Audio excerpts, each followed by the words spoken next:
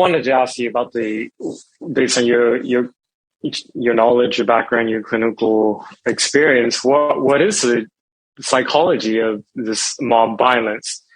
When I see it, I don't even recognize some of these. They seem animalistic, is what I mean. They're worse than animals. They're worse than animals because animals, they just kill to eat, Human beings, they have a twist in them that makes them far worse than animals when they really get going. Well, I think you really want to know what I think? I think it's revenge against God for the crime of being. That's really what I think. It's Cain and Abel. It's like, Abel's your guy, eh? God, how about if I take him out in the field and beat him to death? How do you feel about that? All my sacrifices went unrewarded. Yeah, it's like, that's what it is at the bottom of the hell of things.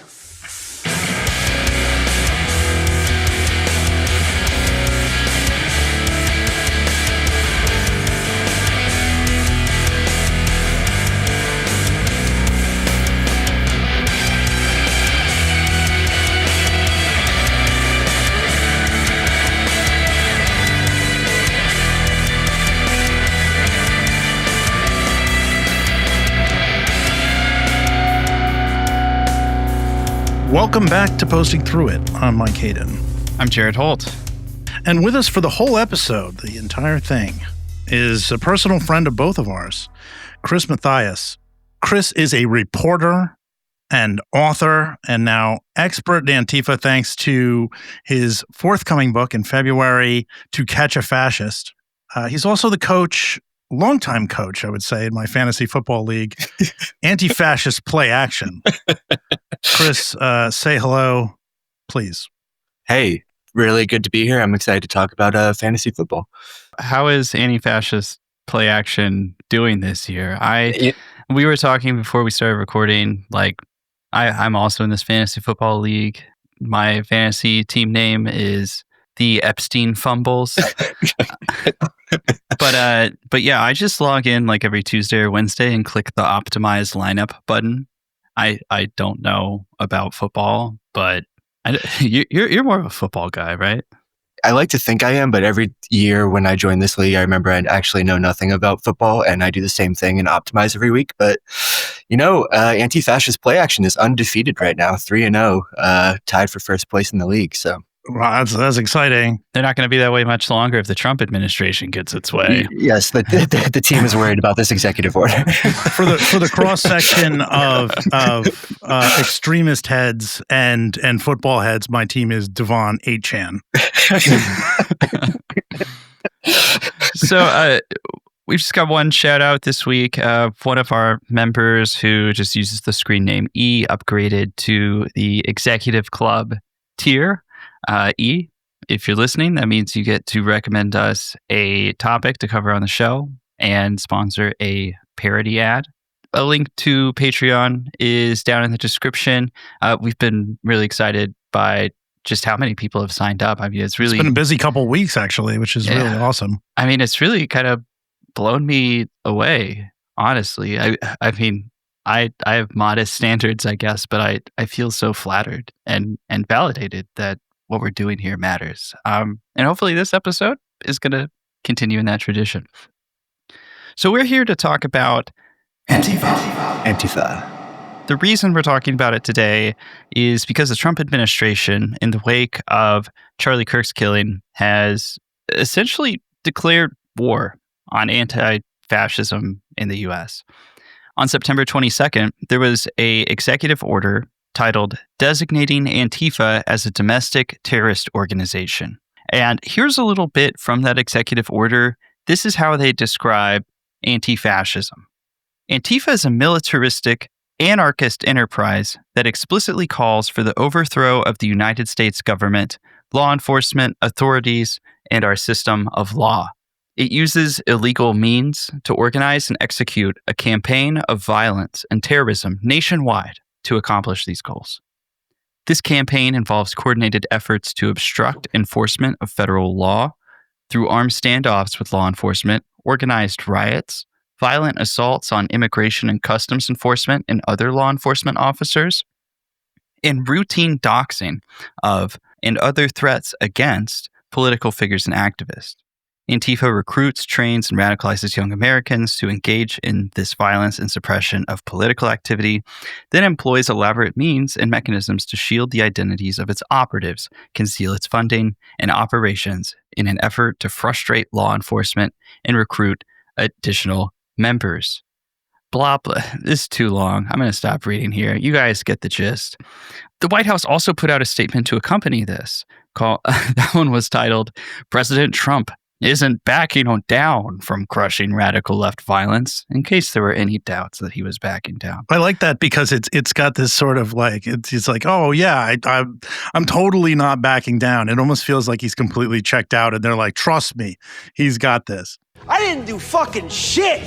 A lot of the things that they do seem to be in response. They're very online, the Trump administration, right?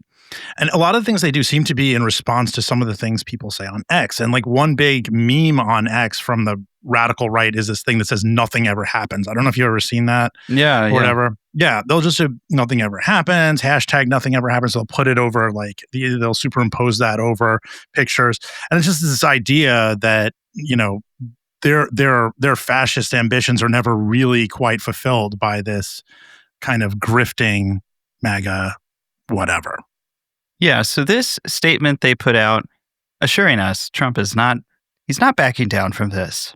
Stop saying that. Who said that? I didn't say that. You said that. It's pretty insane, man. It reads like it could be an anti-no thread on X. This is meant to accompany the executive order. The body of it really kind of seems meant to justify the executive order. It lists out all these different incidents that they claim are examples of radical left-wing violence. There's some obvious stuff in here that I might agree with. For example, a 2019 attack on an ICE facility in Tacoma, Washington. Sure, yeah, the person who did that described himself that way.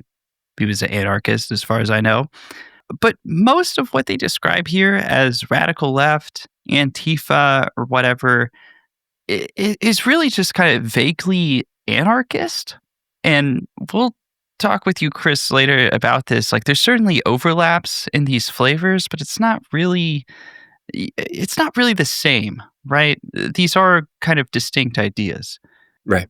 And then the last thing that we'll talk about that the White House put out was a strategy. This came out on September 25th, I believe.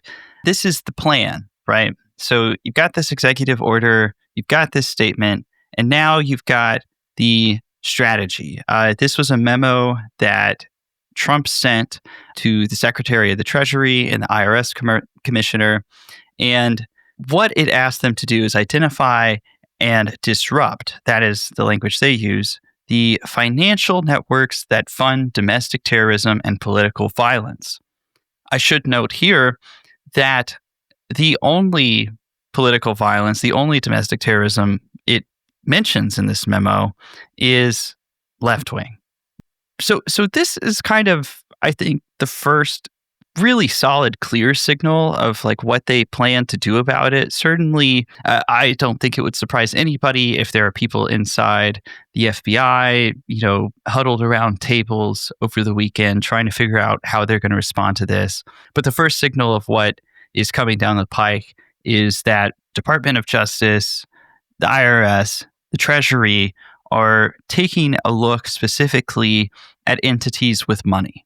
So one of the ones, the New York Times reported this, that they're going to look at is Open Societies Foundation. And they're doing this kind of backwards too. They're saying, surely Open Societies Foundation, which is the giant sort of money source on the left that is associated with George Soros, right? They're saying, all right, this is who we want. Find us something to get. Which is a very backwards ideal of pursuing justice, right? They're not finding the crimes and seeing who's responsible. They're finding who they want to be responsible and searching for crimes. So this first move really seems aimed at undercutting the nonprofit status, the financial security, etc., of left-wing donors. Famously anarchist Open Societies Foundation. Yeah, George Soros, Black Bloc militant. Who can forget the time he punched Richard Spencer in the face? Chris, you've been, keeping a close eye on this. You've got the book coming out next year that's all about anti-fascism. I gotta say, I don't think you could have planned the release of your book any better. It is grim situation, but did you ever expect this to happen? I just know from talking to Mike, writing a book, the process between, when you turn your final draft in and it goes to publication is so long. I feel like if I wrote a book, I would be constantly worried that it would be outdated by the time it hit the shelves. But I'm just curious your thought on what's happening, given that you spent so much time looking into this. Yeah, I mean, it's absolutely wild. It's in a weird way, though. The book does kind of predict this a little bit. I end up interviewing a lot of anti-fascists who, by 2024, when Trump is reelected, are kind of going further underground because they're kind of fearing exactly this, like a resuscitated anti-Antifa panic, and one that has, is harsher than the previous panics. And I think that's, essentially what we're seeing. Yeah, I mean, in a way, I wish the book was a little less relevant. Yeah. But no, I think it's especially by February, who knows where this will have gone. Well, I think when we were first talking, both of us, about our books, it was it may have been during the Biden years, right? Yeah. Wouldn't have been? So, I mean, this is a huge change, right? It's like a massive change. And it seems like, the stock certainly went up considerably. I think people are going to want to read it. More important than ever. And it was already important. Something about these executive orders, I saw Spencer Sunshine, fantastic. I mean, top of the world researcher. We're going to have to have him on sometime. But he noticed that the Cato Institute, which is a libertarian think tank, is criticizing the Trump administration over these executive orders. So this doesn't seem too popular. I think anybody who bothers to know what they are talking about knows that this sort of panic against Antifa is sort of a smokescreen for other things that really have to do more with politically persecuting critics of this administration or their political opponents, real and perceived. Have you gotten any sense in terms of, what's the vibe check on this? If you go on X, I mean, you can see people salivating over this. People like Andy No or just licking the boot and being like, "Please, sir, please. Antifa punched me in the head and my brain split in half. I would love to help you, but I just don't know that this is gonna be received well. I don't know. I mean, I'm just speculating here, I guess, but." Yeah, I mean, I can't really get the temperature just yet. I mean, all of our old friends from previous anti-Antifa panics are pretty stoked. Andy No, Owen Lanahan, who we can talk about later. I haven't seen what Pizzagate Jack has said about it yet. I think Cernovich is pretty excited.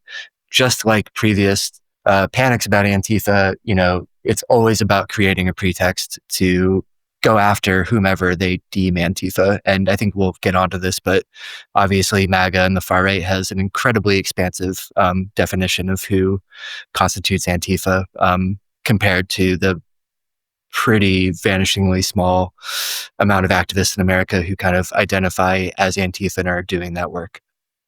I'm really excited to have you on to kind of explore where this panic came from. Why did people start freaking out about Antifa so many years ago to get us up to this point? But the last thing that I want to talk about before we dive in there is a study from CSIS that has been making the rounds. It got covered in The Atlantic, NBC News. I was quoted in an NBC News story. I did not say a lot of nice things about this study, but the quotes they picked out from me are pretty tame. Have you seen this? What it is, and some listeners might recognize it once I start talking about it, is a study that they say, the results of show that there is a surge in left-wing terrorism in recent years and a decline in right-wing terrorism. Have you seen this? Yeah, I saw the Atlantic headline getting shared around a lot. I think I said on our last premium episode, Jared, we did a question and answer, and we talked to someone asked us about where terrorism is going and things like that. I don't think we can discount the possibility that left-wing terrorism is really growing and might grow. But the reason for it is because there's in my opinion, a complete vacuum of leadership from the liberal left to the whole spectrum. Really, there's just like a complete vacuum of leadership. People are feeling like elections don't matter. They're worried about their right to vote being taken away in the near future. And that filters down to people who may have a propensity to violence in the first place. So we can't totally discount it because of that. I agree. And I think it is on the tips of everyone's tongue that, things are just kind of getting more militant across the spectrum. As for this specific study, Jared, I think you've taken a closer look, but my impression from far away is that it's one of those things where it's like the way the NYPD talks about like the murder rate on the subway, where like they'll say it's risen like 500%, but that was from, 1 murder to 5 murders in a year. Yeah. Is that what's happening here? Yeah. I thought, some of our listeners might have seen this. I think a lot of us feel it in the air. Like you said, Chris, things are just getting more militant across the board. There has seemed to be more violence kind of bringing out of the excesses of the left movement in this country. But as you also said, the baseline was 0 or close to 0. Right. So even a handful of incidents feels like something's changing, right? Even if it's statistically like a fluke. And it's too early to know if this is going to be a trend or if this is just some moment specifically has happened and this has happened. But here's what I told NBC about this study. Be patient with me, folks. I'm going to get research nerdy. But this is why they pay me the medium bucks. So the problem with this study is its methodology. And the issue with this methodology is, one, their definitions of left-wing and right-wing violence, and the fact that it leans on the old school framework of terrorism, which has an extremely high bar and should have a high bar for what is included. And to be defined as terrorism, an act has to be committed with the explicit goal of affecting some kind of political change or having some kind of political result.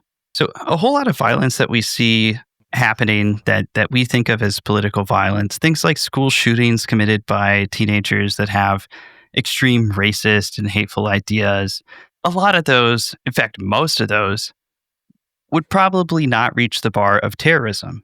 If somebody's loaded up on racist ideas and goes out and attacks a bunch of migrants, but doesn't do so with the illusion that they're going to change the world, or they think that, but they never stated that anywhere, well, then it's not terrorism, right? So already the window, even if the study is done perfectly, is so tight that it really is just a very narrow sliver of the picture of the threats that we face today. The other thing is, methodology aside, I had some issues with how things are coded. It seemed that, this is my take here, that a lot of right-wing incidents that I looked up, because I just Googled some things, just Googled Nazi attack, white supremacist attack after I saw this and thought, surely there can't be one attack that's happened this year. A lot of these, I think, they afforded benefit of the doubt to right-wing attackers, where they're like, well, the exact motivation isn't totally clear. And they didn't afford that to left-wing attackers. So one of the ones they put in here is Luigi Mangione shooting the CEO of United Healthcare. His political views, his exact political views, are still really not clear. The state of New York tried to get a terrorism charge on Luigi, and they failed, right? So why is that being counted as left-wing terrorism? And from what I can tell, they did that because of the target choice, right? So they're making assumptions about these left-wing attackers that I don't think they're making at an equal rate for potential inclusion of right-wing attackers. The very last thing I'll say before I bore everybody with this nerd shit, a lot of mainstream media outlets are just happy to regurgitate this stuff without calling somebody like me and having them explain what the issues of a study like this might be. And then even when I did to NBC, it's what they used from my interview with them, I don't think really captured the entirety of what I said to them. But it reminds me a little bit of 2020 when I feel like a lot of analysts and journalists were attributing like Boogaloo Boy stuff to the left just because they would occasionally like turn up at a Black Lives Matter demonstration. Yeah, for people who don't know, the Boogaloo Boys were, essentially like far-right libertarian. Is that the way you would describe them? Yeah, definitely. They were like, what your liberal aunt would call gun nuts. Yeah, exactly. I think they're like kind of accelerationist-y gun nuts. Often, had connections to like white nationalist movements, but occasionally would make these overtures where they would pretend like they had a shared purpose with Black Lives Matter demonstrators, and people just fell for that hook and sinker without really digging into like their actual ideology. I don't know. And also like in 2020, I think it was also CSIS that did the study that, in the previous 25 years, Antifa had killed no one, and that the far right had killed like 300, 400 people. Generally, they put out good stuff. Like it's solid enough. So I was pretty surprised to see this from them, especially from the analyst that wrote this. It really, I don't know if it was rushed or what, but yeah. Point is, I just wanted to explain why people should hit pause before they swallow that study too fast. Well, maybe that's where the clicks are right now. But yeah, if you're talking about alternative media, I want to remind people that Posting Through It is the most trusted name in news. And we are going to just quickly interview Chris Mathias here very briefly about his book. And then we're going to get to the fun stuff, which is talking about sort of the history of Antifa in the MAGA mind. Like how did they get here where they're so obsessed with us, or at least obsessed with the left in general. Now I'm hearing in my head Mike Cernovich going, instead of saying guerrilla mind, saying Antifa mind, Antifa mind. Just relax. It's okay. Just relax. Guerrilla mind. And we're back. Mike Cernovich, danger of... Oh, hey, Shauna? I think, Chris, like, why don't you just tell us, for starters, like, what is Antifa in general? Like, I think about, like, there's this old thing about Casey Stengel when he first got the Mets. Like, in 1962, it was like a bunch of scrubs. And that supposedly his first speech was like, gentlemen, this is a baseball, right? Like, just starting from scratch. Like, what is Antifa? What is it? I think the interesting thing, and I think why MAGA has been able to make Antifa into such a boogeyman, is because no one really knows what the fuck it is, oftentimes including like people in the Antifa movement. It's like tough to define. For the most part, and the way I kind of define it in the book is like this, it's a decentralized and largely underground subculture of leftists. They variously identify as anarchist, socialist, and communists who are dedicated to combating the far right. And, they basically believe that fascists sometimes need to be confronted in the streets, and that can mean violently. They believe that fascists should have no platform to speak or organize. And they believe that... I need to interject, but as far as I know, that's not true of everyone, because there are a lot of people who consider themselves anti-fascist who also are against violence. So I think this would be the distinction. I would draw the distinction between, I would basically say Antifa, for the most part, is militant anti-fascism, which distinguishes it from liberal anti-fascism, which is often nonviolent and believes in the power of the state and law enforcement to combat fascism. I think that is kind of, for me, the defining element of what makes Antifa is like at least a understanding that militancy can work sometimes. That isn't to say that there isn't disagreement among anti-fascists about when violence should be used. In fact, those discussions can be very tedious. I think what also confuses the discussion and the definition around Antifa is that it can simultaneously refer to groups that self-identify that way, and there are multiple groups around the country that identify that way, but also just kind of refers to a tradition of like a set of tactics and practices in America and in Europe against combating the far right. And in America specifically, this modern iteration of Antifa can kind of be traced back to the 80s and 90s with groups like the Baldies and with Anti-Racist Action, which are these kind of young militant punks who are basically trying to chase Nazis out of the punk scene. And they do that successfully. So they're obsessed, obviously, with the violence, right? And, any kind of footage of people going crazy, like smashing a Bank of America window or whatever. I don't even know if that's anti-fascist or if it's just left-wing, right, chaos. But they're obsessed with that. It seems to me, though, from having had sources who are consider themselves Antifa and things like that, there's also a lot of just kind of boring stuff like documentation and yes. Am I missing that? Because it seems like there's much more of that in real life than anything. So it's almost like just research without being paid, IDing people. Yes, right. Big thing. So, So this is basically the crux of my book, which is that the Antifa in the public imagination is just these militant radicals that are punching people, but like Nazi punching constitutes like a fraction of percentage of the work that Antifa does, and the vast majority of the work they do is kind of, like you said, can be kind of boring research, like really tedious research. And my book, To Catch a Fascist, is essentially about that research and the fact that over the last 10 years, Antifa has doxed or unmasked, identified thousands of pseudonymous and secret white supremacists who oftentimes were in real positions of power, be they police officers or pastors or politicians.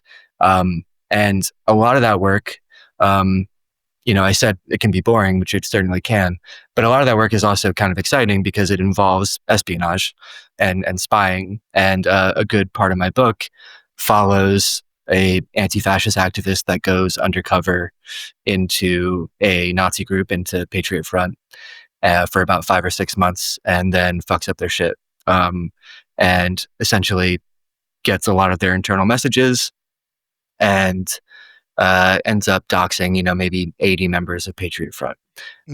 So essentially the book follows different anti-fascist spies who infiltrate these groups, end up stealing all their messages, and then kind of dismantling these groups. So like when we think about and we'll get to this, I'm sure, but a lot of groups were destroyed by doxing over the last 10 years.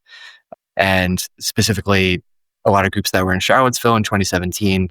And then a group like Identity Europa, which was kind of 100 members of Identity Europa were identified because an anti-fascist got into their chats and downloaded their chats. And then these anti-fascist researchers from across the country were able to mine those chats for clues to reveal all of these white supremacists' real offline identities.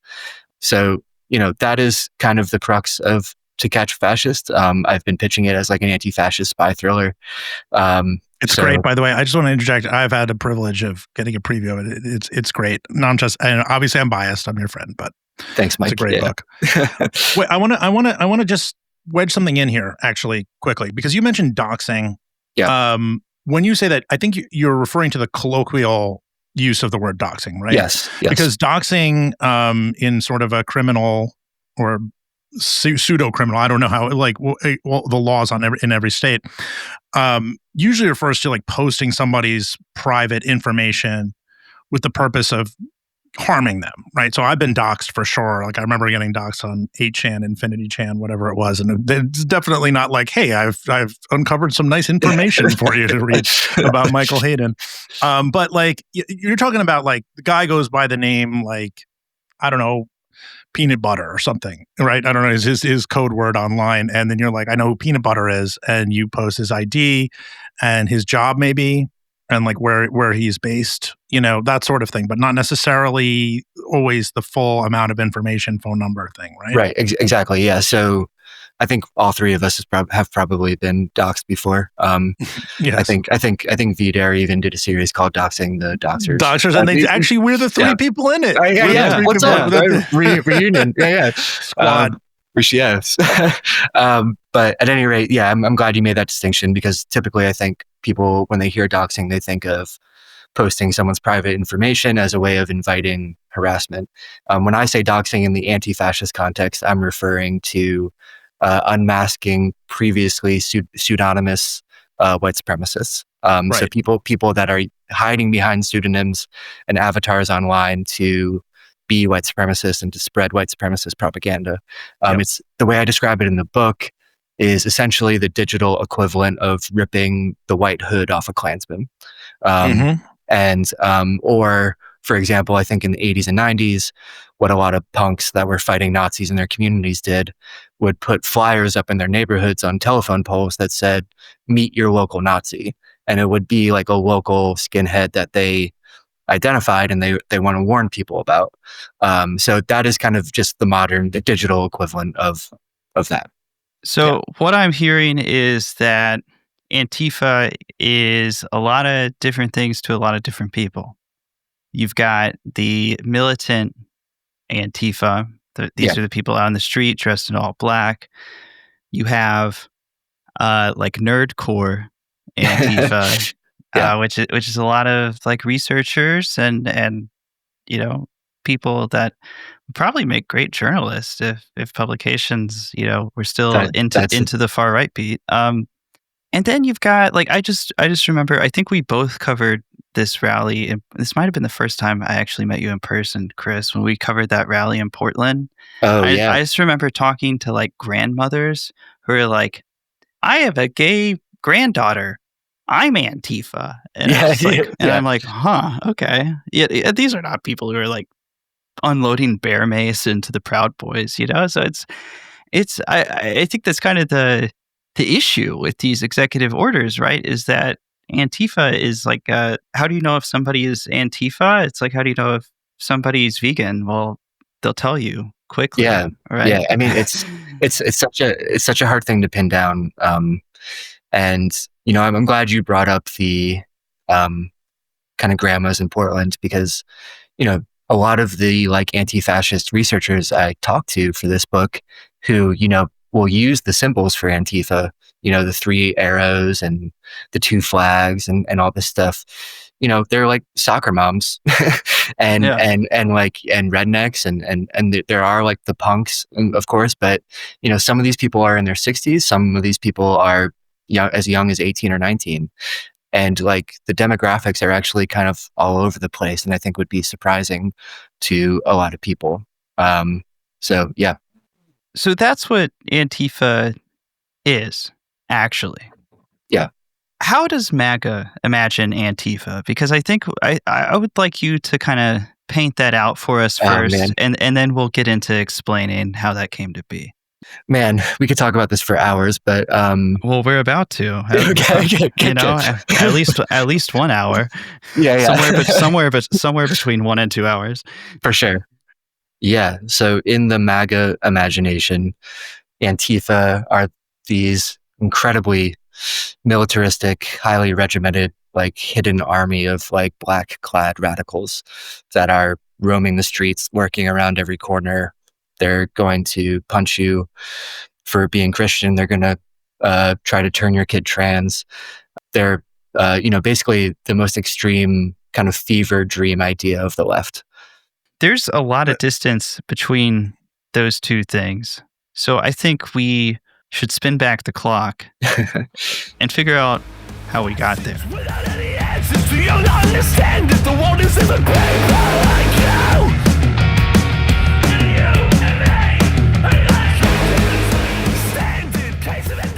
Okay, so remember a world before Trump. There was also a world where we weren't talking about Antifa. I think that's an important distinction to make here, in part because anti-fascism arose against the threat of what many perceive to be a fascist threat. I think that's pretty reasonable, right? That's often gets lost in the right-wing narrative, but otherwise it would just be anti. Yeah. Oh no. Yeah. Trump gives his first kind of talks about the wall, and he starts talking about Mexican people, and a lot of it is coming from Ann Coulter's book, and people are like, hold on, this guy's a fascist, right? He sounds like Mussolini or something like that. When he would do his rallies back then, I don't know if anybody remembers these, but that was the first time I ever saw anti-fascist banners or signs, right? And then there were some people who would go outside the thing and kind of stomp on cars, and there was disruption outside of these events. And that was kind of like the very beginnings of it. And I would imagine that's the first time the kind of people who later started to hype Antifa as a boogeyman first got the idea of it. We're just sort of like, wait a minute, we like this Trump guy. This is a problem for us. We cannot have people out there talking about Trump in this manner. One of the biggest ones, and It's Going Down brings this up a lot. We've had them on the show. 2016, people call it the Battle of Sacramento. Does anybody remember this one? Yeah. At Berkeley, right? The school? No, in Sacramento, California. Yeah, where like 10 people get stabbed. Yeah. It was out in front of the Sacramento State House. And yeah, there were 10 stabbings. Traditionalist Worker Party, if anybody remembers them, were involved in this. No longer. Callback. Yeah. It's a real throwback. This was Matthew Heimbach, who was, how would you describe Matthew Heimbach, Chris? He's a bearded Nazi from Ohio who cheated, who slept with his brother's girlfriend. Was that the great that was the undoing of traditionalist? That was the undoing. But yeah, he was the head of the Traditionalist Workers Party, which kind of tried to do this like third positionism thing where they like appropriated the language of the left and talked about like the white working class and white civil rights and shit. But it was just like a straight up like Nazi that like attended cross burnings and shit down south and like organized Charlottesville and so on. Yeah. A goon squad. Racist jelly bean. Yes. Yeah. So that was a big one because there was a lot of violence involved there. I'm skipping over some other ones. A lot of them happened in the Pacific Northwest and California. But there were these clashes started to form in response to outspoken fascists in support of Trump being out on the streets. Then there's J20, and this was like probably, the biggest thing so far in terms of forming Antifa in the mind of the media, forming Antifa in the mind of people on social media for a number of reasons. You have people on the streets. There's somebody set fire to a limousine, if you recall. There were clashes with police. Somebody smashed out the windows of a Bank of America. I had people putting like Waka Flocka Flame music in front of images of people smashing things and sending it to me. People were excited because they were really pissed off about Trump and Trump taking power, and they felt like the system had failed them. But something else happened there, Jared. I think the most viral thing that is seared into a lot of people's minds from the J20 protests, that happened during the first Trump inauguration, was a image clip of Richard Spencer, at the time, the star child of the alt-right, just getting his clock cleaned. He's getting interviewed in a suit with the little Pepe the Frog pin, and then somebody in a black hoodie just clocks him right in the head. I think it's an elbow to his like face or cheek. Yeah. It really rung his bell. You could just tell that he was like, where the hell am I? He was extremely dazed after that. Yeah. And this was so viral, right? I mean, does everybody remember that people were making it into like they were doing it like Sonic the Hedgehog, with like rings would fall out with the hit. Like, I mean, there was just like every possible meme imaginable. But the other thing that came out of it, and again, this isn't talking about building up Antifa in the imagination of the American public, were all this dialogue about, is it okay to punch a Nazi? Yeah. You remember that? Oh my God. It was the obsession of every major newspaper's op-ed page. Yeah. There was like a million pieces, and like every journalist who had resentment for Richard Spencer at the time had to just kind of keep their mouths shut because I mean, obviously you can't be out there being like, oh yeah, you should punch him. But like there was this instinct, I think, among many, many people, just that they were angry. They didn't like the fact that these white supremacists had kind of just felt like they could take over Washington, D.C. without any kind of consequences. So that was like a really big one, because it also, among other things, really, really embarrassed the alt-right or the radical right. I mean, they were really, I mean, it was not great for them. Then we get into the first waves of Antifa disinfo, which I know, Chris, you have some stories about this as well. But I just want to introduce it by saying you got guys like Microchip, who is like just a disinfo performer online who's associates with a lot of radical right figures. His identity is known. We should probably cover him in more detail on another podcast.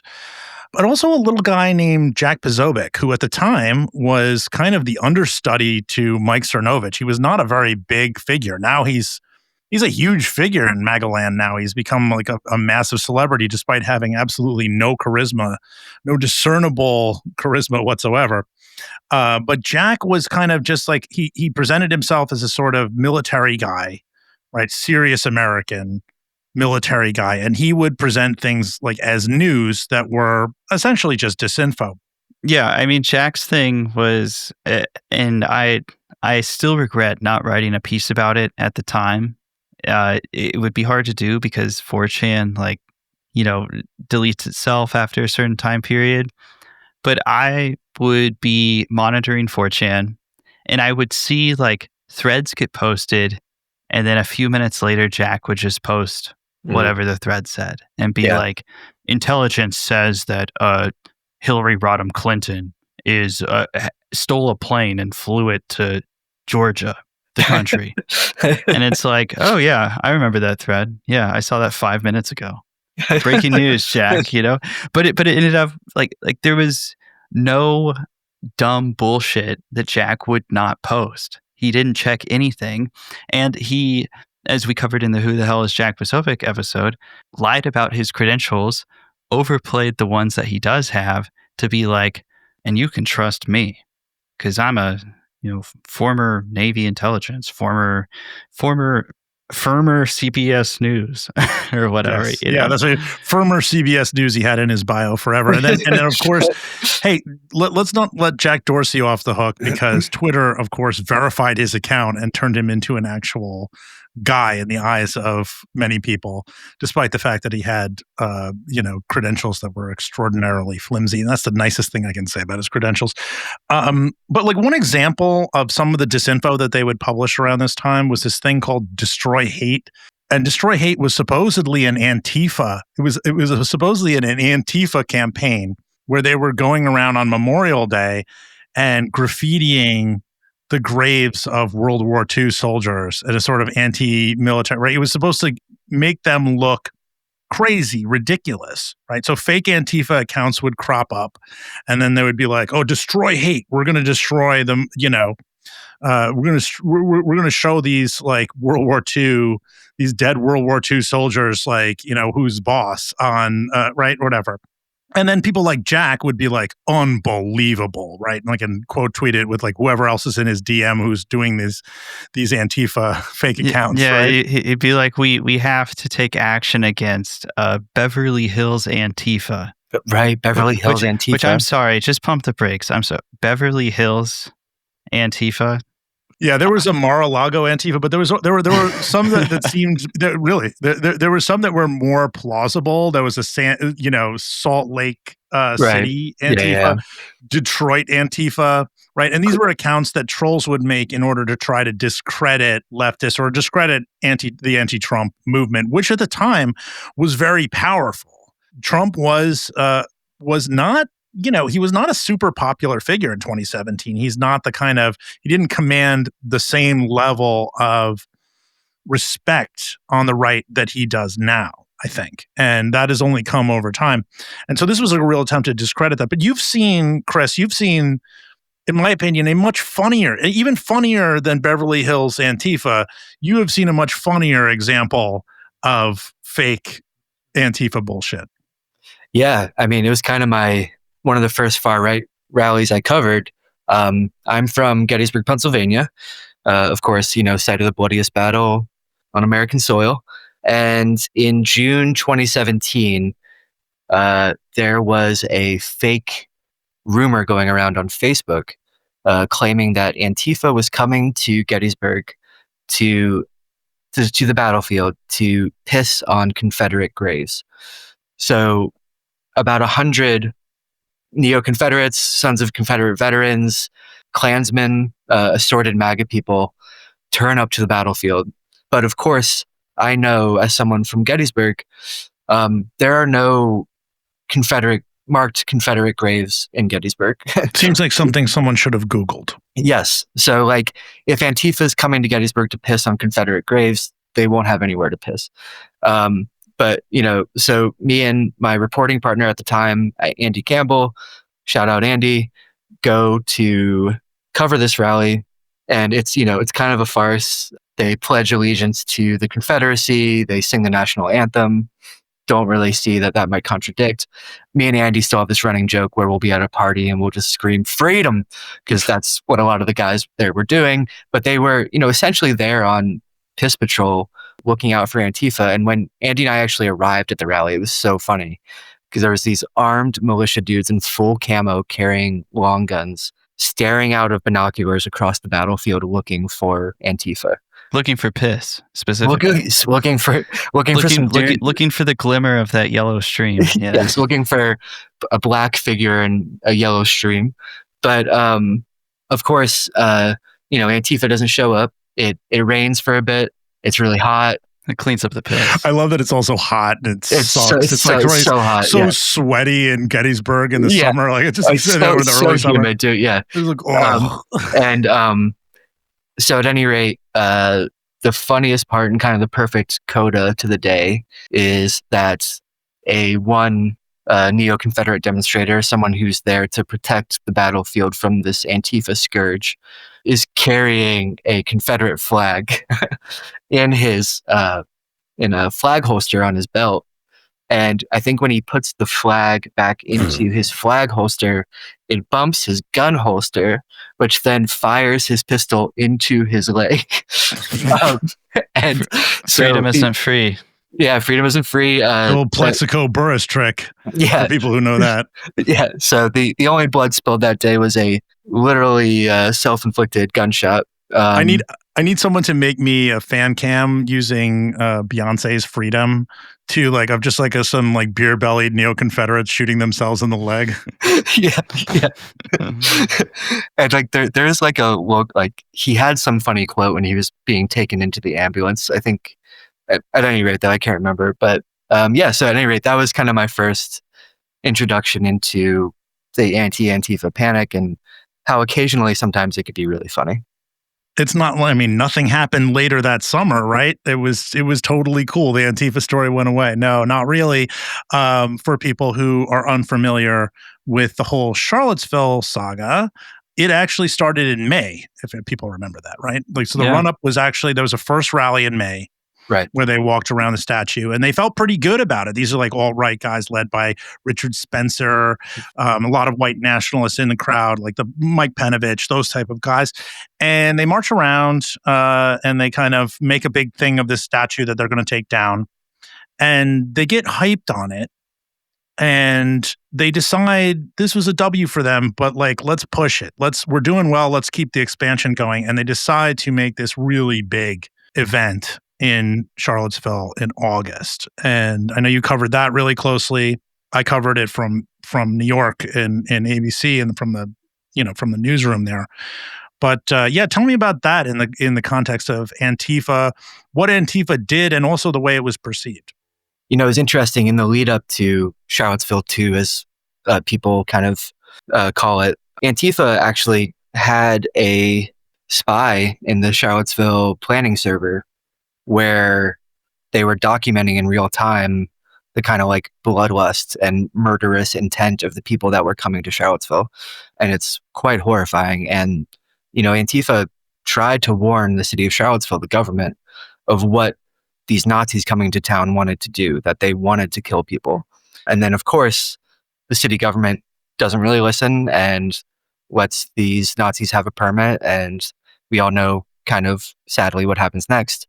Obviously, the day in Charlottesville, there's all this viral footage throughout the day of this horrible violence occurring on like pitched battles in the streets.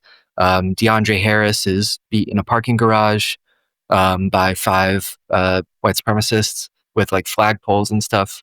And DeAndre is black. DeAndre is black. Actually, and a story there is that I was actually there for that and started to run towards DeAndre. But as soon as I started to run, a Nazi started swinging around a pistol, and it was all of a sudden I was staring down the barrel of a pistol, so I ducked. Yeah. And by the time I got up, DeAndre was stumbling away. But at any rate, shortly after that, James Alex Fields drives his Dodge Challenger into a group of anti-fascist demonstrators, injures dozens of people, and kills Heather Heyer. After, in the wake of Charlottesville, which kind of shocks not only the country but the whole world, this footage is going everywhere. The far right in America feels a little bit on the defensive, and they have to do something. It was an international story. I mean, that's completely. People forget that. I mean, it was like all over Europe. I mean, Asia. People were fascinated by what they were seeing because it just didn't look like America. Yeah. The far right had spent all this time and effort supporting the Trump campaign. The alt-right moniker had been picked up all over the place, and this was their big flagship event. It was going to be the big event. This was the biggest white supremacist gathering of a generation. Right. And when they all got together, the world was disgusted and horrified. Yeah. So I think it's also important to note here that 2 days after the rally, Trump gives his infamous "very fine people" remark that, he says that there are very fine people on both sides of this demonstration, essentially indicating that some of these Nazis are very fine people that were there to defend a statue, which was bullshit. There is a prominent pro-Trump troll named Microchip who, decides that it's time to go on the offensive and, kind of blame a lot of the violence on Antifa. And what he does is he starts a petition to the White House that ends up getting over 300,000 signatures to designate Antifa a domestic terror group. And of course, as we've already discussed a little bit, there is no domestic terror designation in the US. You can't designate a domestic group a terror group. So he knows that the petition itself is bullshit, but that's not the point of it. And he gives this kind of remarkable interview. Like when I went back and read it, I was like, oh my God, he really spelled it all out. He did not hide it at all. And he basically tells Politico the point of this petition is to, quote, "It was to bring our broken side together after Charlottesville and prop up Antifa as a punching bag. So the narrative changed from I hate myself because we have neo-Nazis on our side to I really hate Antifa. Let's get along and tackle the terrorists." And then he says, you can call it an extreme form of whataboutism, which I think is actually like a really succinct. It's just telling you what they're doing. Yeah. And I was pointing that also as this was happening, Antifa is enjoying a bit of stardom also in part because of the genuine outpouring of grief and sympathy over Heather Heyer. Yeah. In the sense that I think a lot of very normie, liberal, even centrist people were like, hey, I mean, these people are standing up for what's decent and good in this country. So, I mean, the need to do that is really strong. And I would just want to say also R.I.P. Heather Heyer. Yes, R.I.P. To this day and forever. Yeah. So some stuff happens in the immediate aftermath of Charlottesville, to put it mildly. I think it's fair to say that the alt-right movement starts to fall apart immediately after, although we don't see it right away. Yeah. a few things happened. I mean, anybody remember the Vegas shooting? That was one of the first like crazy things. That was like there was like it was like 60 people or something like that. This guy killed from horrible in a country music, and because the majority of the people were white, there were a lot of people floating that was an Antifa related event, right? And that was like i.e. the Disinfo was getting a lot sharper and more acrid. Right. I remember Yvette Filacra. I don't know if anyone remembers her. She was from the I think they're mostly in California group, By Any Means Necessary, or BAM. And she was a middle school teacher who had gotten into conflicts with these guys. And I just make a note of that one just because it was the first pressure campaign I recall to try to get someone fired for being Antifa. So that was, I mentioned that because now look where we are. But it was like it was a big thing at that time. And then there's my favorite story on this list, although there's so many unusual ones. I think we were all here for it. How many y'all like the Antifa Civil War that was supposed to take place on November 4th, 2017? I was hoping we would talk about this. Yeah, we would. I made my bread and butter at Newsweek reporting on this thing because we would have these click demands at Newsweek, and every time I would do a story about the disinfo around the Antifa Civil War, the interest in it was so high that I would just get like 1 million clicks. It was just I was like, shit, I'll do a new story every week about this. But yeah, this was something that started from a flyer from a group called Refuse Fascism, which is kind of a very obscure, like nothing group. And they were just like, yeah, I don't know what the flyer said, but I'm going to assume it said something like, we're going to war on November 4th. It was just like to get a bunch of people to rally or something like that. Yeah, that group ended up getting, I wouldn't call them like totally obscure. I think that group has grown a little bit. Like I think they have too a little bit. And aren't they like a revolutionary communist party? It's the RevCom party, and it's like Bavavakian, and like this, and so this is like a real this. I don't want to get into in the weeds, but basically, like, you know, most like anti-fascist Antifa folks that I talk to do not fuck with RevCom and Bavavakian. It's a bit cultish, is my understanding. It's a cult. It's like the Refuse Fascism shit you see everywhere, at like orange signs with black lettering at like every rally. Yes. But at any rate, wait, that's a RevCom thing? Yeah, I think so. Yeah, you're shitting me. That's where the origins come from. Yeah. It was sort of like they wanted to repackage and rebrand in the Trump era, and they kind of anyway. The point is that these are not like major players on the left. These are not people who get tons of donations or there's much interest. But basically, somebody digs this up on 4chan and on Twitter and like wherever else, and it starts to build with this idea of Antifa is going to war with they're probably still nursing the bad footage of Richard Spencer getting punched, the bad footage from Charlottesville and all this stuff, and they're really worried about war, I guess, or either that or they want to make one happen, and they start to like hype it, and then eventually it goes to Alex Jones, and he starts making these announcements that are essentially like, well, now it's it. We're here. We're here now. Antifa Civil War, November 4th. I hope all my patriots are praying. I hope everybody's ready. Right. I love your Alex Jones. Yeah. Thank you.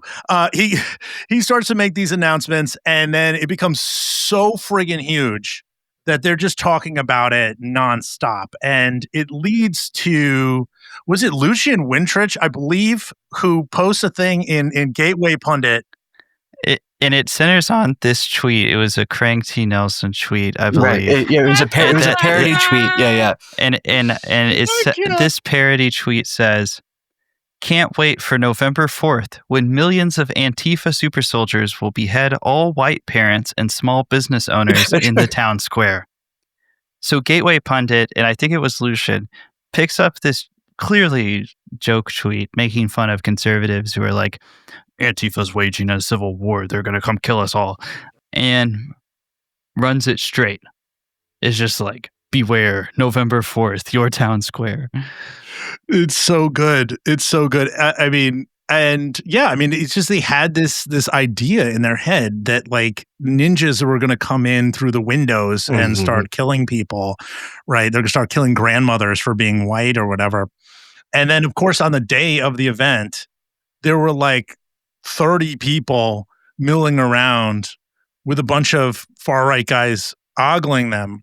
And yeah, that was it. I mean, that was basically it. So the phrase, if you've ever heard the phrase Antifa super soldier, it comes from that age. So so it's like, which incidentally is the name of a chapter in my book. Yeah, perfect. That's perfect. It's perfect. It's like the old thing for it's like a red diaper baby. Like, I'm raising my child to be as a red diaper baby. It's like, no, I'm raising my son to be an Antifa super soldier. Okay, all right. So around this time, kind of really starting in 2017, you start to see more clashes popping up specifically in the Pacific Northwest. The Pacific Northwest has a very rich history of anti-fascist organizing, and some of that starts to crop up as the Trump administration is underway. The Pacific Northwest, coincidentally, also has a pretty rich history of weird far-right shit. So it starts to become the site of street clashes. The ones that I think most people remember are the ones between anti-fascists and Proud Boys, and the mix of other far-right militias and weird Christian groups and stuff that would show up and demonstrate with them. Talk to us about that period, Chris, because I feel like what we've got until things really start churning here in a bigger way is the occasional clash of there's some event and anti-fascists show up and raise hell for the event. You've got that, and paired with Facebook misinformation swindling boomers into thinking the Antifa is coming to destroy their freshly manicured lawn or something. Right. What's happening in the Pacific Northwest? How does it kind of shape the panic as it would develop? So I think specifically is when Portland really enters the spotlight. Basically, you have the emergence of groups like the Proud Boys and Patriot Prayer.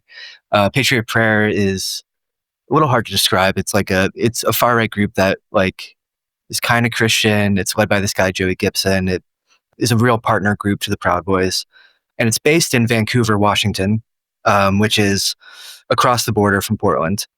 And what these groups end up doing is that, and kind of far right people from all over the Northwest end up often converging on Portland to they say liberate Portland from its awful progressive leadership. They hold these quote free speech rallies in Portland. They begin to hold these rallies, which is always just a pretext for hoping to get into street fights. And of course, anti-fascists do turn up to confront them and chase them off the streets. And because they, from the anti-fascist perspective, they do kind of pose an immediate threat. These guys are violent and they are associating with straight up Nazis a lot of times. But it kind of becomes a cycle. There'll be clashes at one rally, and that will be the justification to hold another rally. I remember once actually in Portland, I saw one of the far right dudes with an army helmet on, and he had written all the battles he had been on his helmet. So he had Battle of Berkeley written on his helmet, for example. We're talking about guys that are allegedly there to do free speech and support Trump, but they're turning up in full fucking body armor. They're carrying bear mace, all this stuff. I just wanted to quickly interject also. So, as 2017, 2018 rolls around, there's more bad news for the radical right in the form of these mass shootings, right? And that starts around 2018, if you recall, the Tree of Life terror attack, which was just cut and dry. We were talking about ideology earlier. I mean, it's cut and dry. The guy was on Gab, believed in the great replacement theory. He thought Jews were causing it, and he went out and murdered 11 Jewish people who were setting up for services. Really grim type thing. And at the same time, the MAGA world was also trying to wage a campaign about these caravans coming through and so forth. Yeah. And it didn't really do as well as they wanted. And I really think that this period of time where Trumpism became associated with violence and racism. Well, it was always associated with racism, to be fair. But, just became associated with these things. They leaned harder and harder on the Antifa boogeyman. And it was in that sort of atmosphere that a very unassuming fella named Andy No. Shout out Andy if you're listening. I'm sure he's listening. What's up, Andy? Starts to make waves. He's in the sort of, those kind of clashes around Pacific Northwest that you just mentioned. He's always kind of there, and he's always doing kind of, I guess you would call it citizen journalism, right? Where he's sort of filming, and he's always trying to make the leftists or the people on the side against the white supremacists look bad. And to be fair, whenever you film a crowd of people in a protest, you are going to find somebody who's going to look bad. So there's always fodder. And people start to really, really, really hate this guy.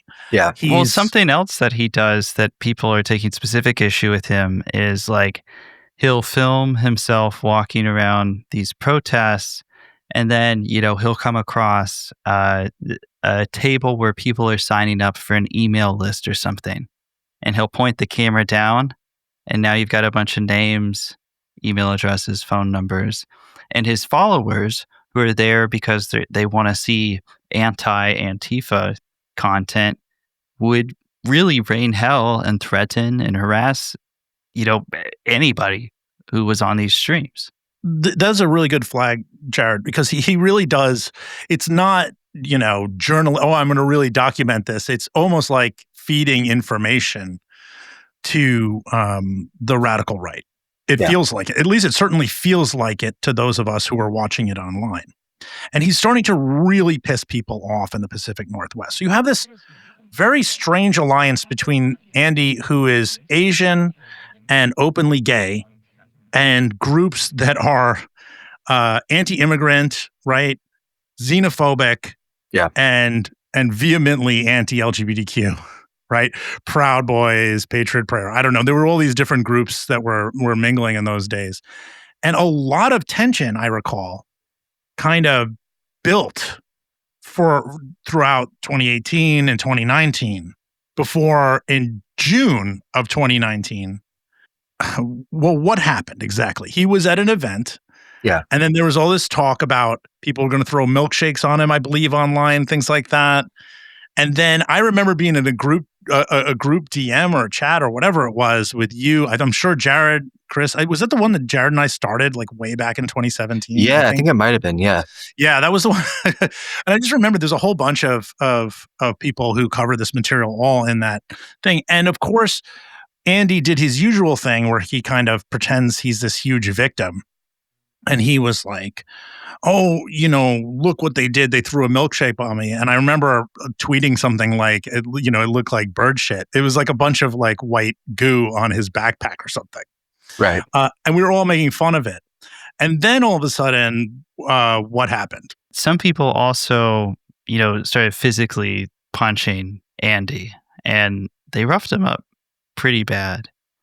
And that is where Andy really pivots and is now not, he goes from being this, look at me, I'm on the ground behind the scenes exposing the radical left, to being like, the radical left's so crazy, they tried to kill a journalist. Yeah. And he even gets on fucking CNN for this shit, right? He claims that these punches to the head, I think he claimed he got a brain hemorrhage. He did, yeah. They look like they rang his bell pretty good. Yeah, he got hit pretty good. Yeah. Can I give a quick background about where Andy No came from? Let's do it. That's all you're here, baby. Okay. I think it's kind of important context, which is that, he's a Portland State student, graduate student, I think studying journalism, but he works for the student newspaper. And he ends up getting in this big scandal that gets national attention because he posts a video of a Muslim student speaking on campus. but he like omits a lot of context and cuts it in a way that makes it sound like this Muslim student's saying something really extreme. And the like Society for the SPJ, like the Society for Professional Journalists, the student newspaper like accuses him of violating that code of ethics and kind of kicks him off the newspaper. This becomes like a story in right-wing media. He's like claims he's silenced for telling the truth. And then he writes this kind of batshit article for the Wall Street Journal claiming that London has been taken over by Muslims. And then, just kind of becomes this figure. And, before the rally where he's kind of punched and attacked, in the months leading up to that, he had followed along and tagged along with Patriot Prayer and the Proud Boys as they approach a bar in Portland called Cider Riot, which is like an anti-fascist hangout. Yeah, this is a big thing in anti-fascist lore. Yeah, exactly.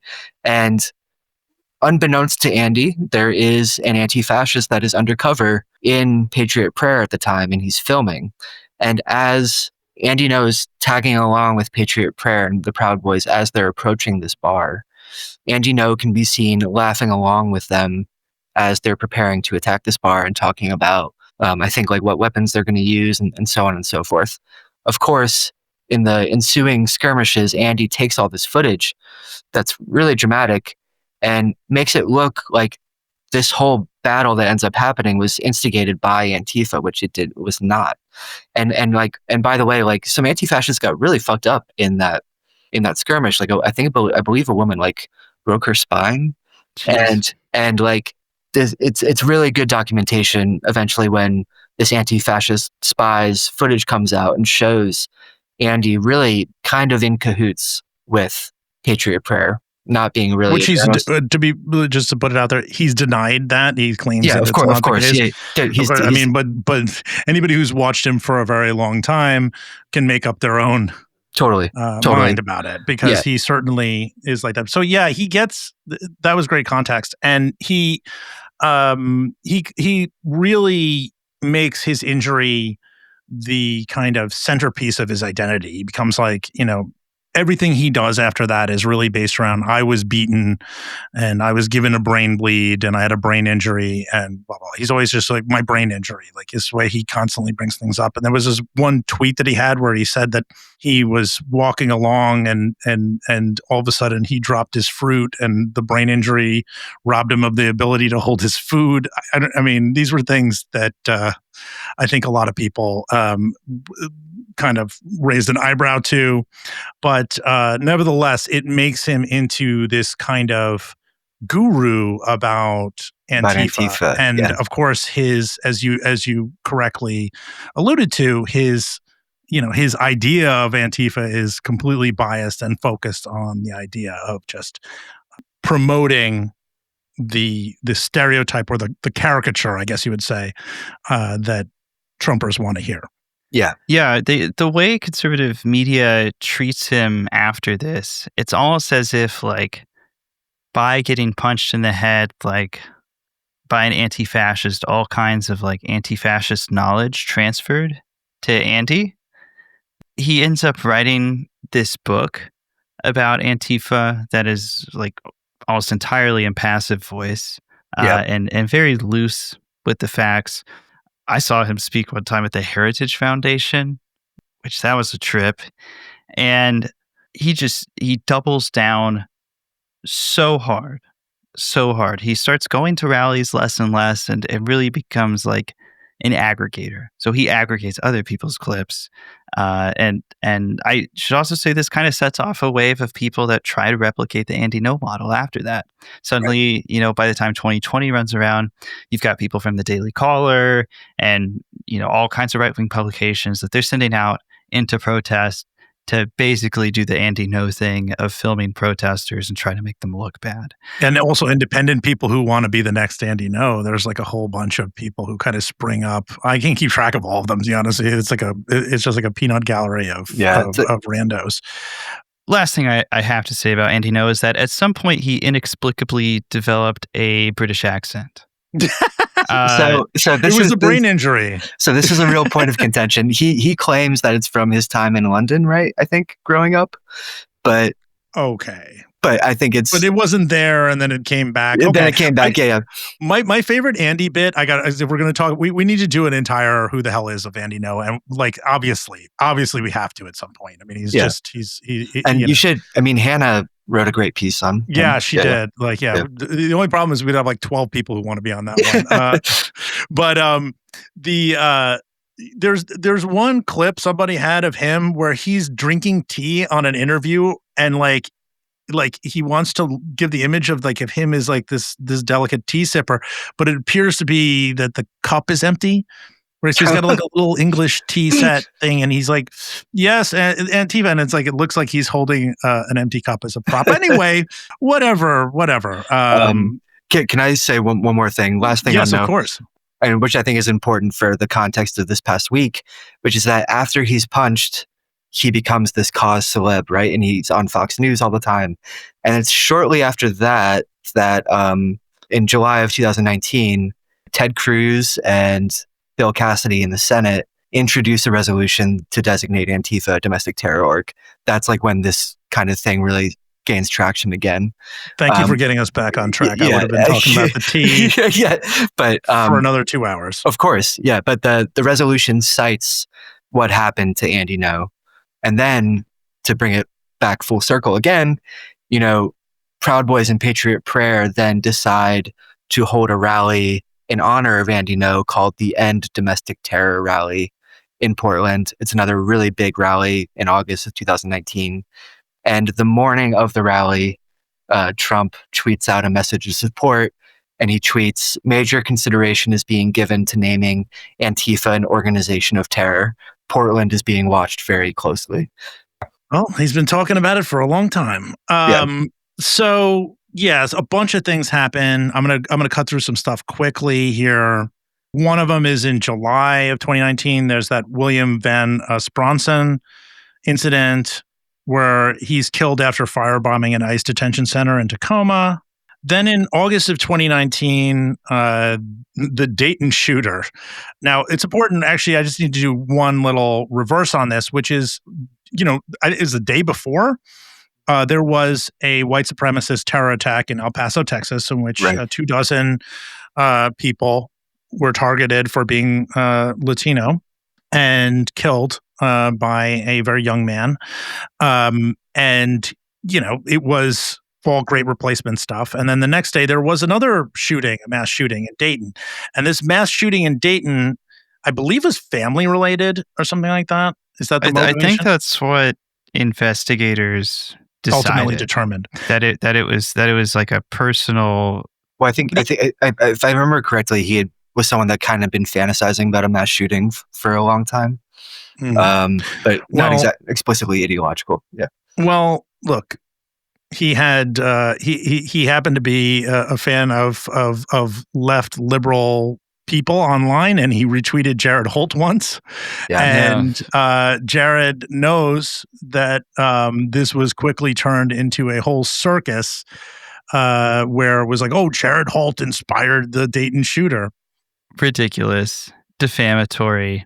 Yeah, this guy was like kind of a lefty shit poster, I guess, and retweeted some post I did criticizing a local news segment about I think it was cops pulling people over to give them like free coupons for a drink at the gas station or something, and being like, damn, isn't this so sweet? And I'm like, pulling people over randomly? No, it's not.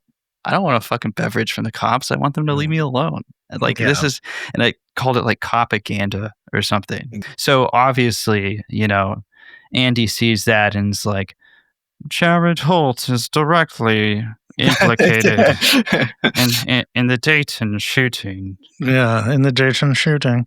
And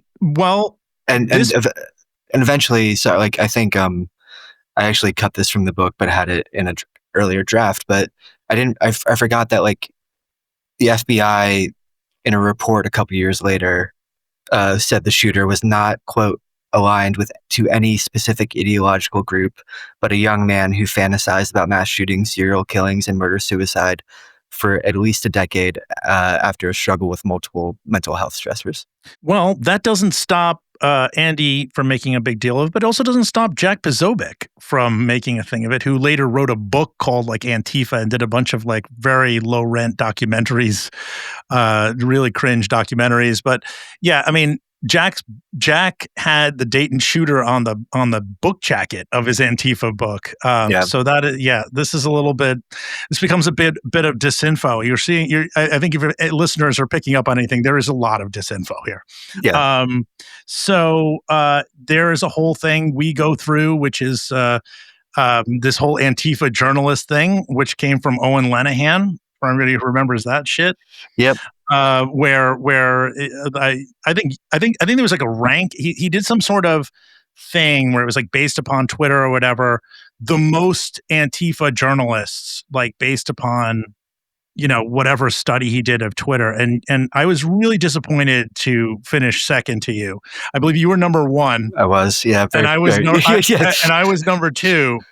And then they hate Luke O'Brien so much he didn't come up on the list. I guess he didn't follow enough Antifa accounts or whatever by their methodology. But they're like, but we must mention that Luke O'Brien is unethical and is clearly motivated by Antifa. But like, we won't talk too much about ourselves. I just want to point out that this was something we all dealt with. Jared, I know you wrote a bit about it. I think you debunked it at some point. Right? Yeah, I wrote a piece for Columbia Journalism Review that they threw a fucking fit over, and it cost, I guess Owen Lenihan had somehow finagled his way and got lined up to get like an actual think tank job and lost his job. Yes, because like, it was so bad. Like they pulled the offer because they're like, whoa, what the fuck?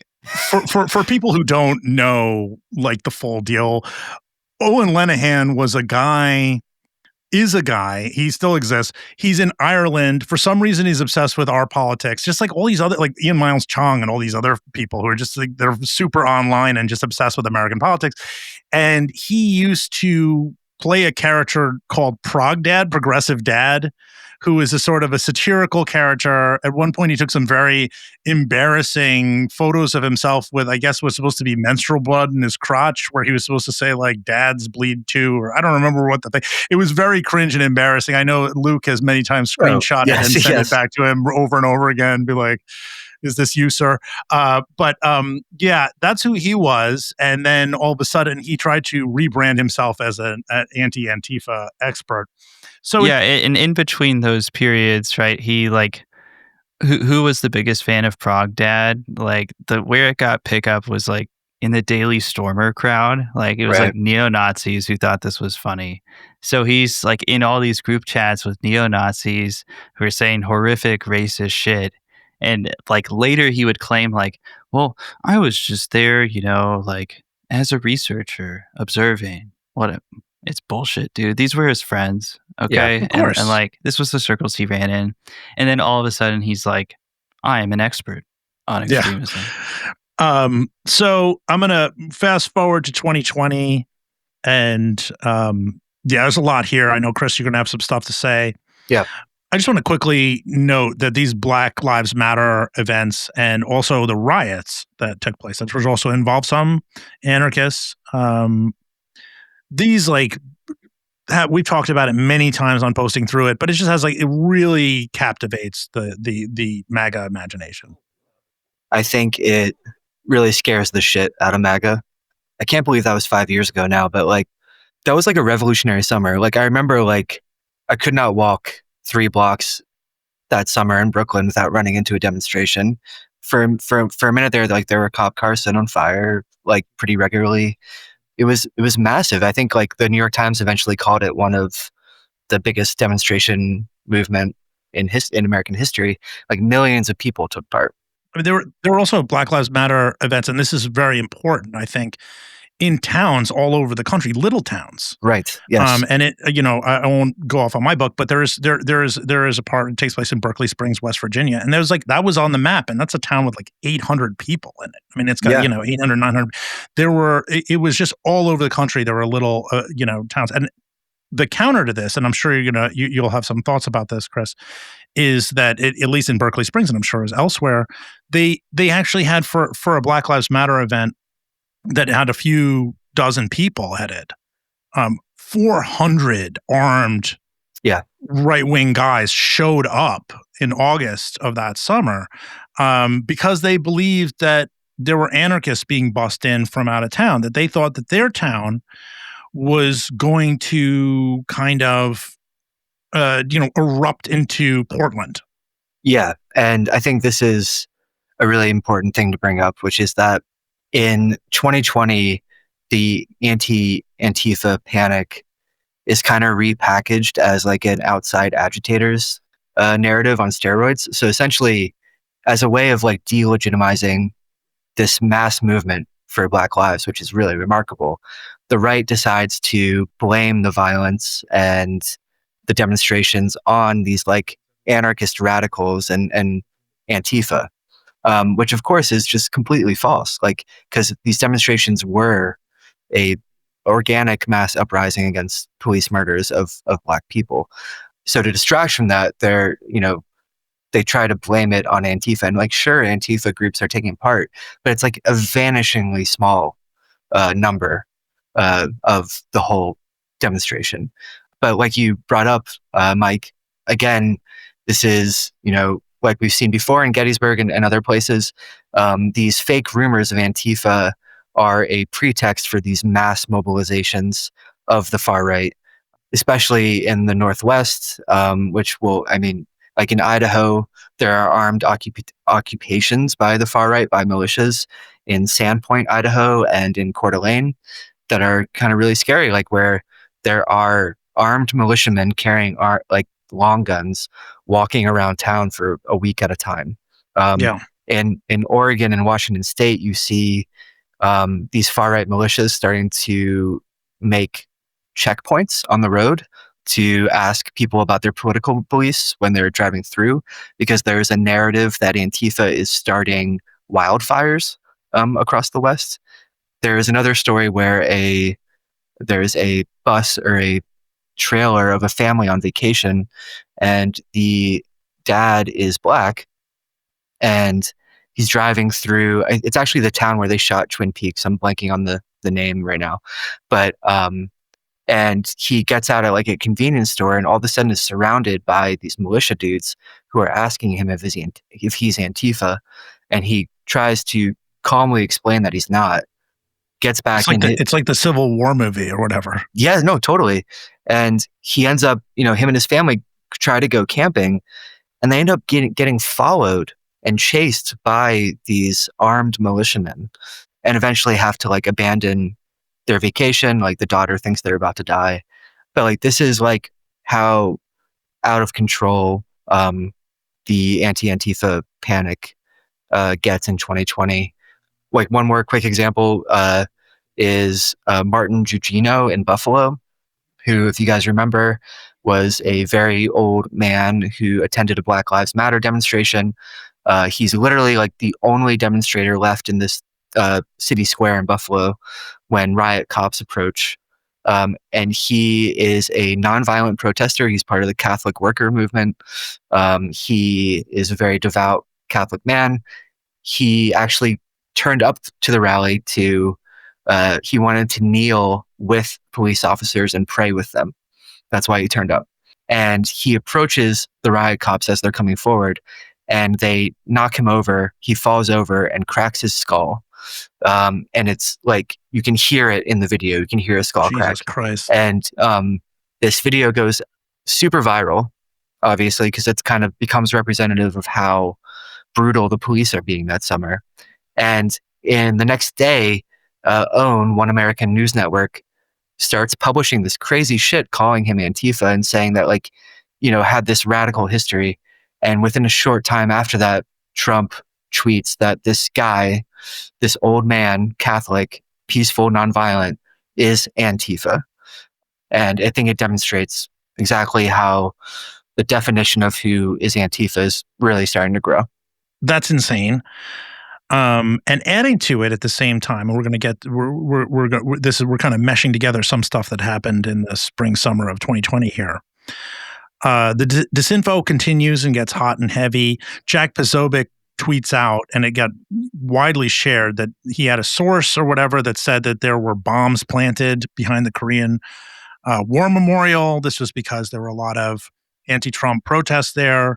There's been reporting. I think Will Sommer did a story or something like that said that that this was not true.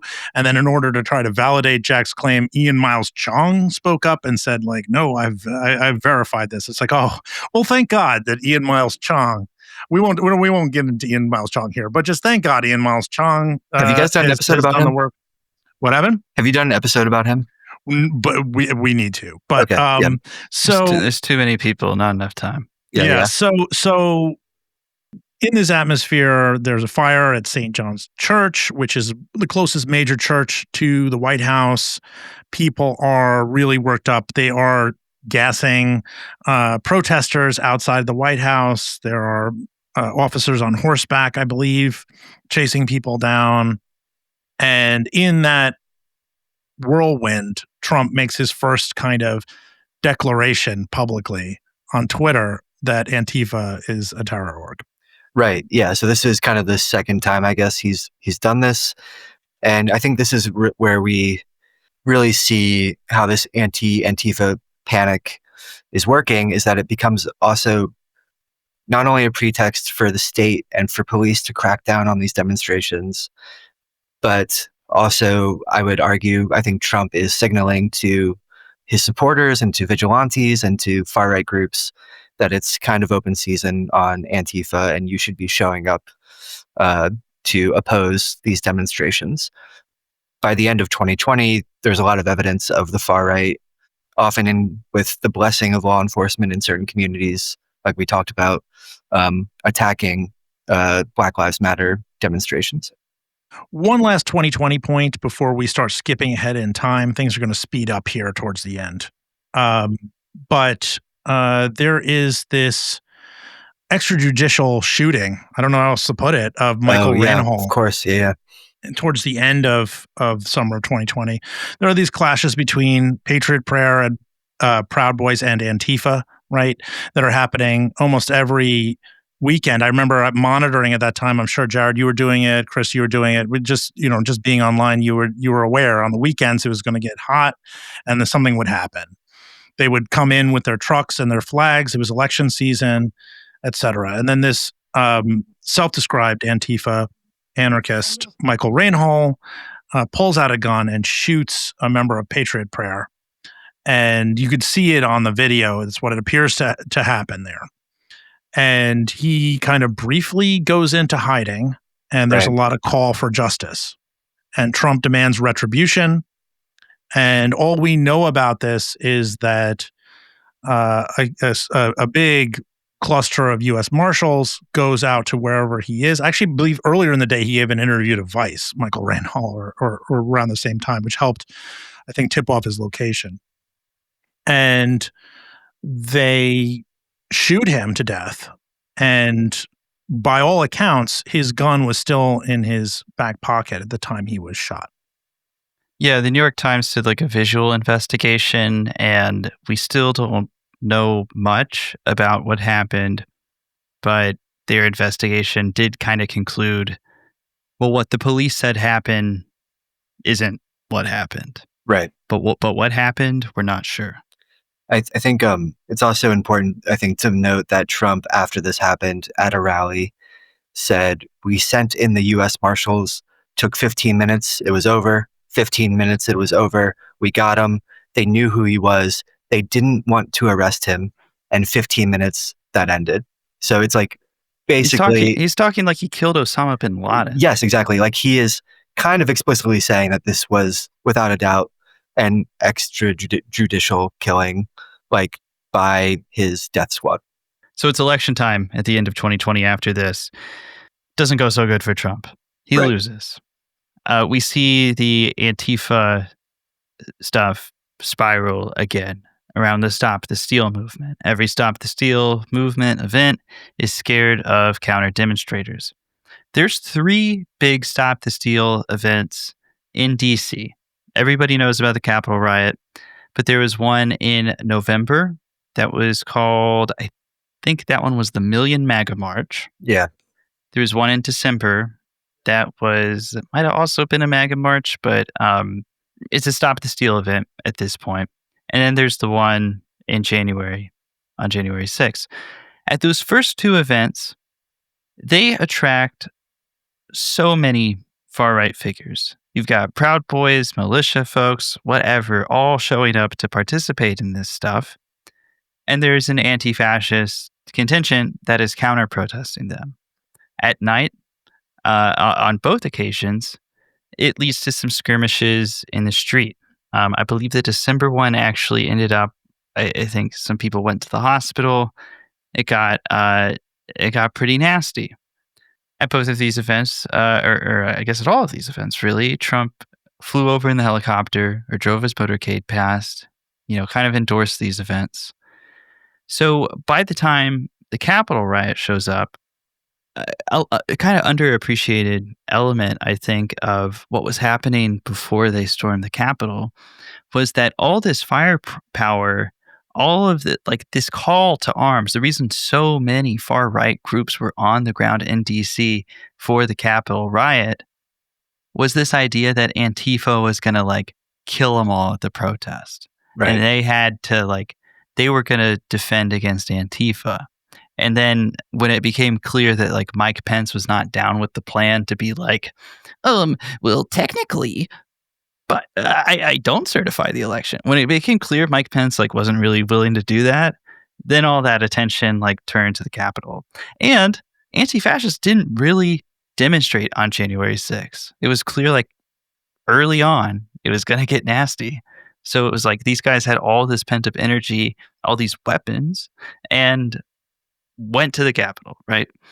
And then once they did raid the Capitol, who did they blame, Chris? Thanks so much for asking, Jared.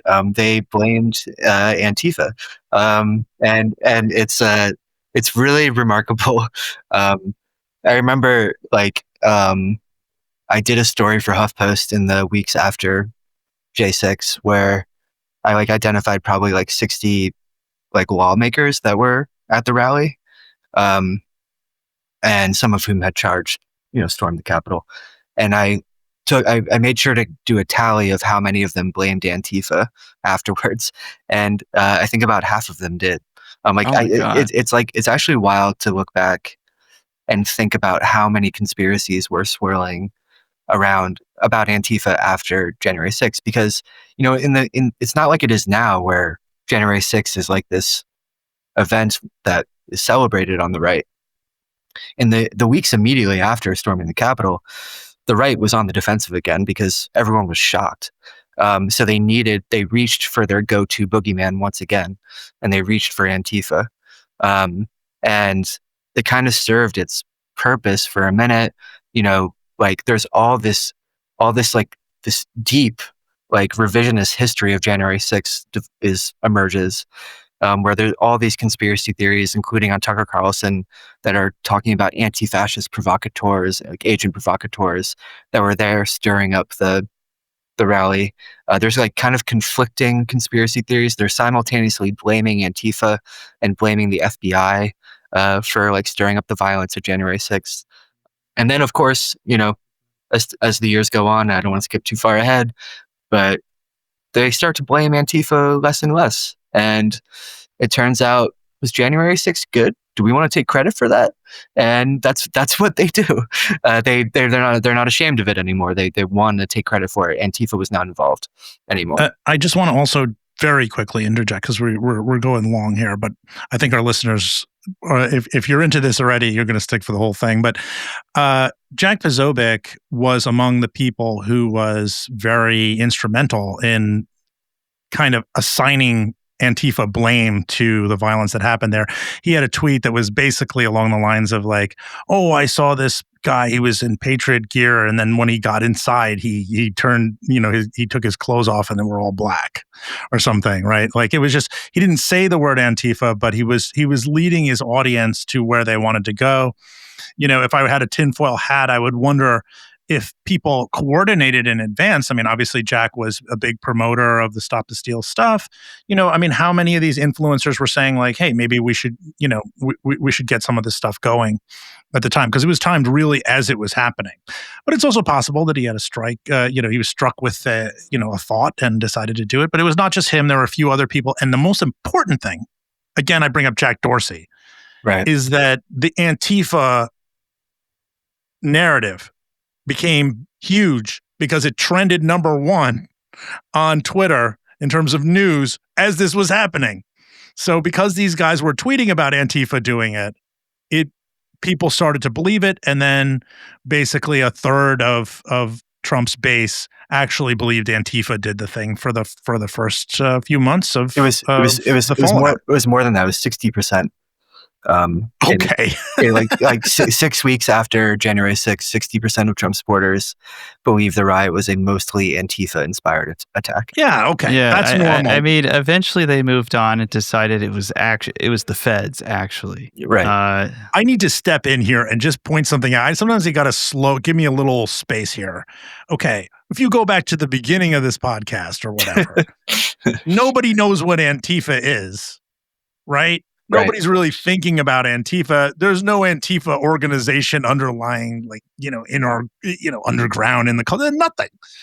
And now, in a matter of how many years? 5 years, I guess. 6 years. You got 60% of Trump's base thinking that the Antifa did January 6th before they had to reverse course and be like, no, actually, wait, no, this just it was good. It was January 6th. Right?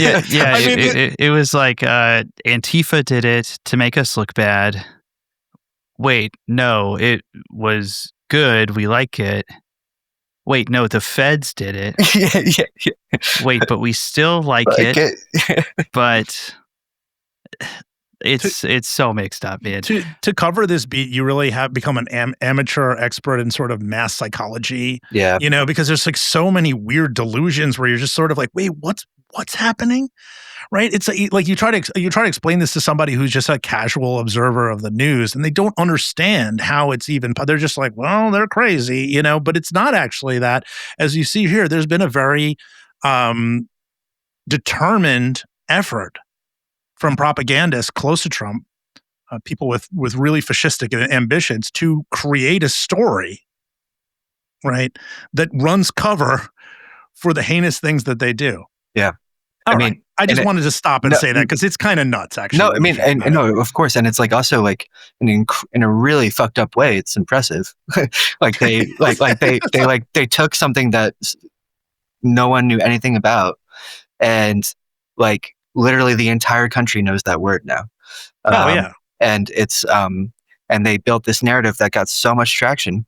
But yeah, anyway. Sure. I mean, it'll give you cred in some circles too, because it's so infamous for somebody like, oh, I heard he's Antifa. That's cool. I like that.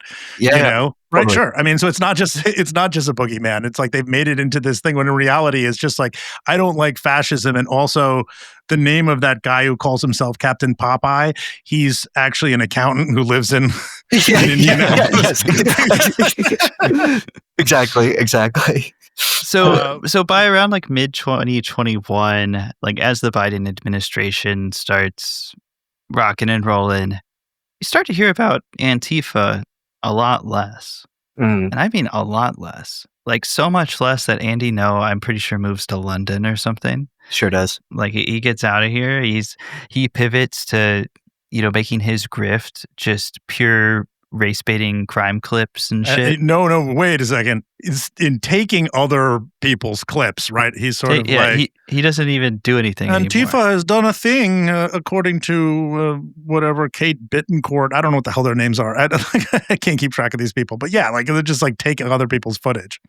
It fades out during the Biden administration for most of it.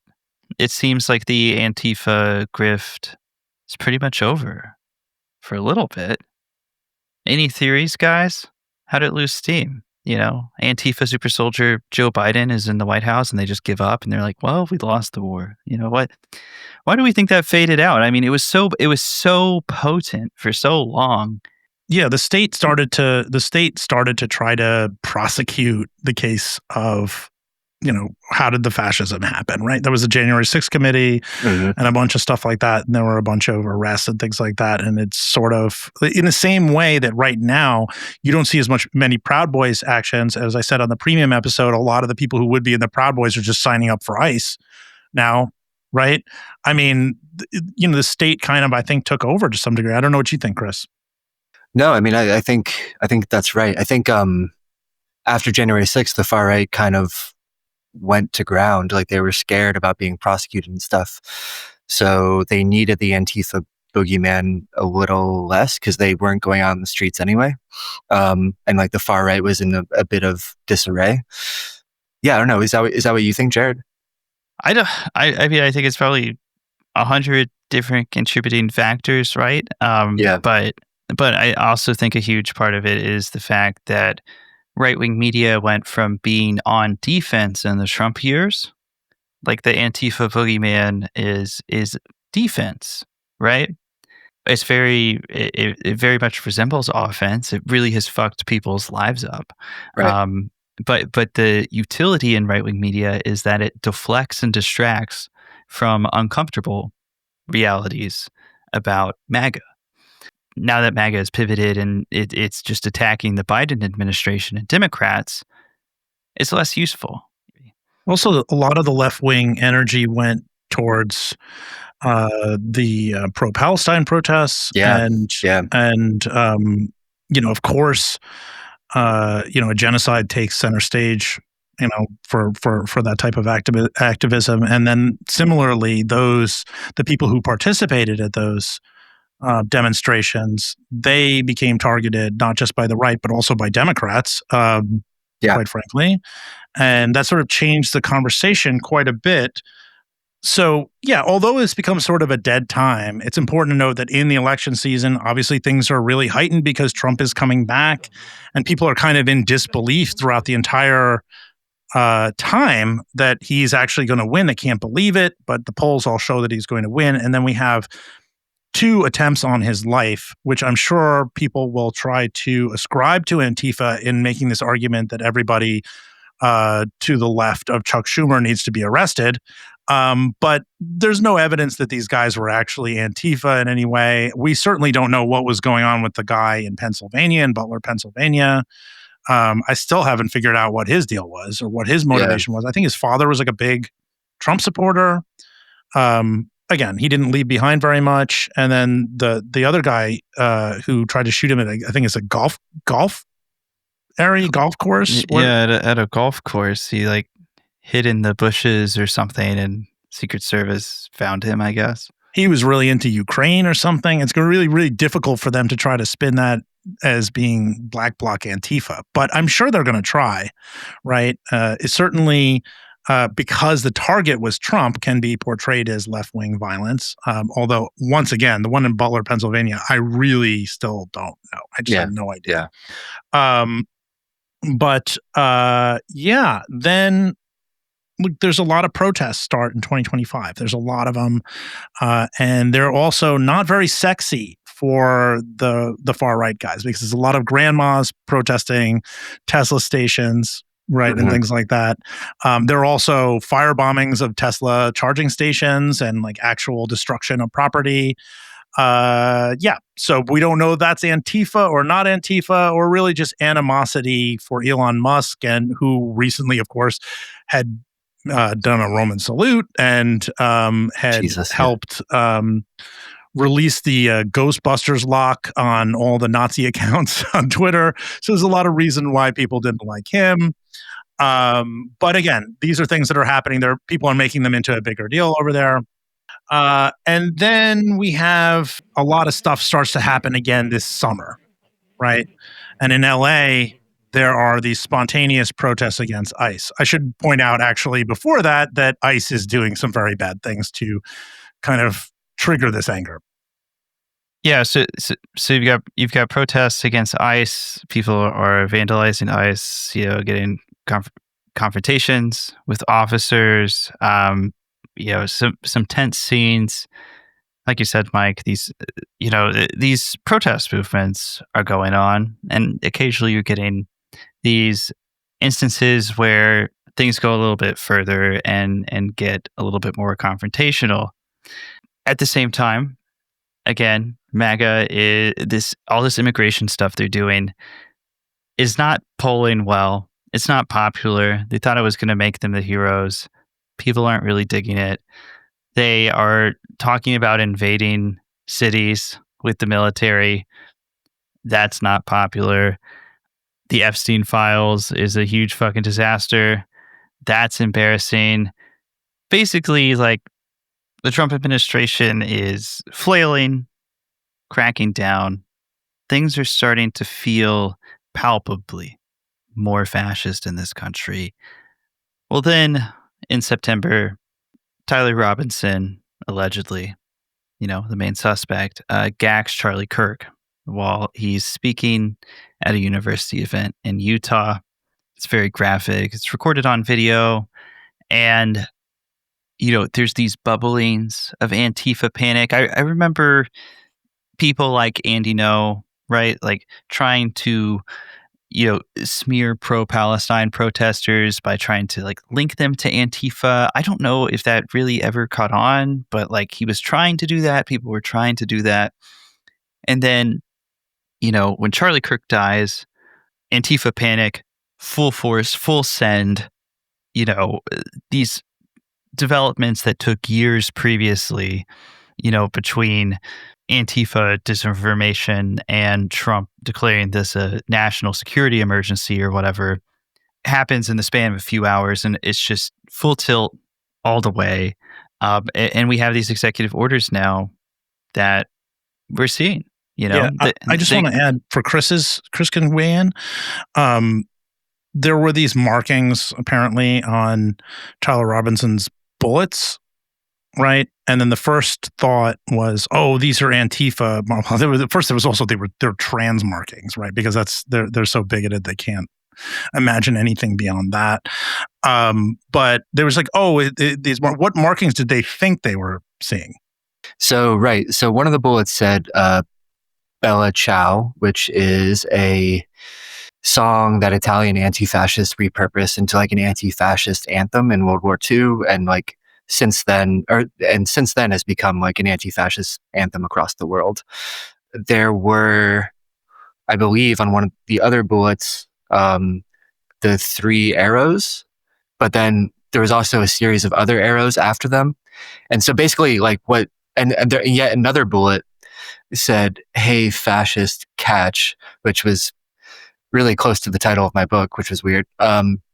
So initially there was like all of those things could be out of context construed as maybe anti-fascist or Antifa, but what some good reporting that came out afterwards kind of revealed was that this was actually from a pretty niche video game culture, and that there were references to that culture. Is that your guys' kind of understanding of it too? Yeah, I think the "Hey Fascist" catch and the arrows were actually on the same bullet, and the arrow was like from Helldivers 2, right? Which is, it's just, I haven't played the game. I'm not a gamer, but like what I read is that that's how you call in an airstrike, and it's like a meme among people that play the game. Exactly. So, and I think Bella Ciao was a reference to another video game, or maybe the same video game. Like it was. Even though like they're I'm not sure, but he's basically shit posting on bullets though, Yes. Just to entertain this, he may not be Antifa in the sense that he's an anti-fascist activist who's been doing this for a while, but using that language or whatever, it's not inconceivable that he believed Charlie Kirk was a fascist and shot him, right? I mean, it's possible that he took the language of the game and applied it for that reason. Sure. So we don't know that, but I do think there are a lot of disaffected people in this country who feel helpless, as I was saying before, who are now, you get somebody who is not particularly stable or who may be cut off from more reasonable voices and has no leadership, and they are more likely to do something like this in general. Obviously, the Charlie Kirk assassination was horrifically gory, and so many people saw it, and it was really visceral, and it was just basically a snuff film. Yeah, it was awful. Yeah, it was just awful. It was like, it was just a really scary looking video. It's like not something I ever want to see again. And I am sure that for MAGA, this whole story about Antifa really came to a head there, because it really did almost for the first time really prove the case that they had been trying to make for many years. Yeah, I think that's absolutely right. I think, like, let me put it this way. I think Andy was pretty stoked about what was on those bullets and the kind of traction he could use this anti-Antifa narrative. He could bring it back. And it really has kind of provided the pretext for what MAGA has wanted to do for so long, which was really crack down on the opposition and crack down on the left. And I think, like, we've talked in this episode about all these anti-Antifa panics before over the last however many years, 10 years. This feels like the real escalation. Like, this is the kind of what they've been building towards with the Antifa boogeyman. And, like, as genuinely funny as the Antifa boogeyman can be, and, like, as we've discussed in this episode, I guess ridiculous and absurd as it is, like, the developments of this past week are genuinely scary. I think, like, the three of us have been labeled Antifa by folks, and we have seen the kind of harassment that can invite. The list of Antifa journalists that we were all on got repackaged into a neo-Nazi kill list that we were all on. I looked at Twitter this morning because I was curious, and I saw that our old friend Owen Lanahan was calling for me to be charged as a domestic terrorist. And this is, like, how they will deploy this narrative full throttle from here on out. I've seen a lot of chatter on, Blue Sky, wherever, kind of comparing this to, like, a Reichstag fire moment. And, maybe there is a parallel to be drawn there. This is an event that they are trying to use as a pretext to fill out their fantasies. There was this event that happened, a few days ago, where this guy tried to shoot at people in an ICE detention center. It's getting a little bit less traction because, very sadly, ICE detainees were killed in this. I still haven't figured out everything about this guy's motive or what was going on. I mean, certainly it was called Antifa before anything had come out, because, of course, that's what they're going to do now with almost everything. We think about also Luigi Bangione, who we kind of skipped over in this. He has, Jared pointed out, a lot of his apparent ideology appears to be right wing, right? But all that stuff is going to be sort of tied together right now, I think, into a narrative about left wing violence, and used by these propagandists to try to put their opposition in prison. Yeah, and it's weird how, like, the Charlie Kirk shooting, like, the fact that he was being asked about mass shootings when it happened, and he was being asked about transgender mass shooters when it happened, which is kind of, I think, like, the anti-trans panic crosses over with the anti-Antifa panic a lot of times. Yeah, they have a name for it, Trantifa. Trantifa, yeah. And also that this happened on the same day that there was a mass shooting at a school in Colorado, and the shooter appears to have been well-versed in white supremacist online culture. And that's something that's almost a routine at this point that we almost forgot. And, like, right. And then what happened in the ICE facility in Dallas this week, I think we're also contending with the fact that a lot of shooters' ideology is not going to be readily apparent, and it's going to be muddled, and not always explicitly ideological, which creates a situation where a lot of bad faith actors can go in and blame the left, even though it's not. So I don't know. It's a scary times, I guess. A scary time, but also we've seen how ham-fisted this administration really is in carrying out almost anything. And I think, like, if your principles are good, if your heart isn't, like, I'll tell you one thing about violence. I don't even own a gun, people. I don't own a gun. I've never shot anybody. I've never gone to a gun range. And I'm not saying that if you do, I'm just saying, like, all I can do is be myself, right? I'm a writer, and that's all I am. I'm also an anti-fascist. And I've been outspoken about that. I inherited the title of this podcast, although Jared, I think when you were naming it originally, I helped workshop it with you over text. Yeah. But I've come to view it as, look at what's happening in this country. Like it is really an authoritarian, right-wing authoritarian takeover of the United States. And I view the title as just sort of we're posting through it, right? We're posting through this together. And so I think the only thing you can really do is hold on to your principles. It's not bad to be anti-fascist. You should call out fascism. It's no way to live. Yeah, I also consider myself an anti-fascist, not a militant black bloc street protester. I've never done anything like that in my life. I'm too much of a baby. I'm a sweet. I'm a sweet boy. I'm also a writer and I'm a podcaster. And I mean, if they want to come for us, they're gonna have to come get us. Because we're not gonna shut up and we're not gonna do what. Unfortunately, a lot of like organizations and people in this space that having their nonprofit status pulled or whatever could kill them business wise. I think we're going to see a lot of places, a lot of media outlets or whatever kind of soften up to try to stay out of the targets here. Mm-hmm. But I just can't shut up. It's not my style. So we're going to keep doing this. Post through it. Absolutely.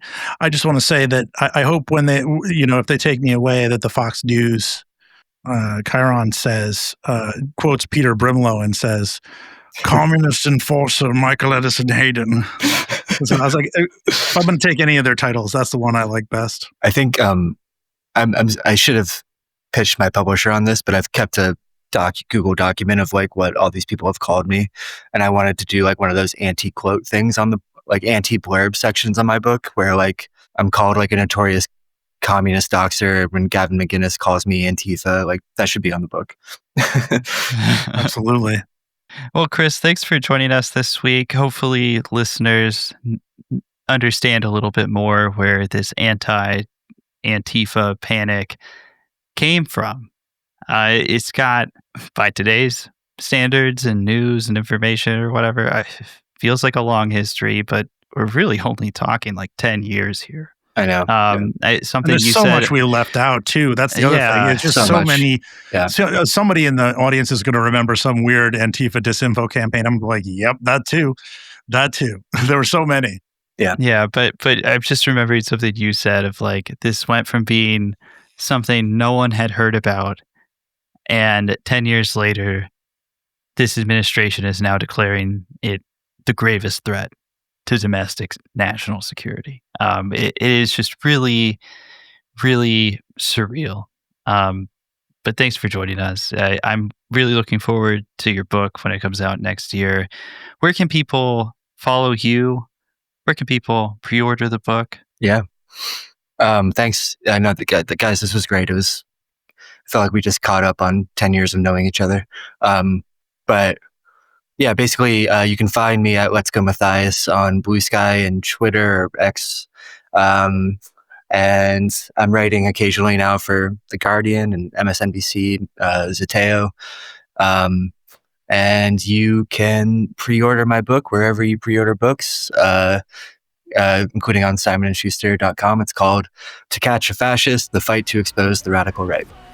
And if you're listening to this on Spotify or Apple, you can also find us on Patreon. All right, we'll see you guys next week. And for our Patreon subscribers, we'll see you Thursday. Bye, everybody. Bye. Thanks so much, guys.